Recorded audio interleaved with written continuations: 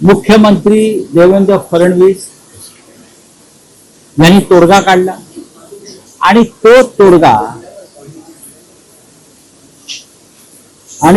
तोडगा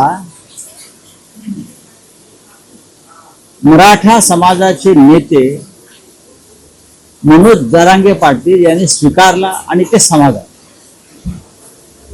जर मागण्या करणारे आणि मागण्या मंजूर करणारे हे दोन्ही घटक समाधानी असतील तर त्याच्यात तिसऱ्या व्यक्तीने उगाच आता लुडबुड करू नये.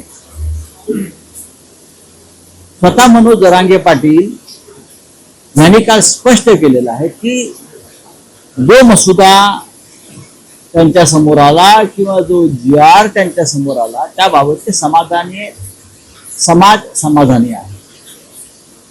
अशा वेळेला त्याच्यामध्ये खुसपट काढून वाद निर्माण करून तेढ निर्माण करून कोणाला काय मिळणार? महाराष्ट्र या क्षणी शांत आहे, मुंबई शांत आहे, सर्व समाजामध्ये शांतता आहे. लोक पेढे अजूनही खात आहेत, खाऊ द्या. त्याच्यामध्ये हे नाही, त्याच्यामध्ये ते नाही, त्याच्यामध्ये पाहतील ना, नेते आहेत.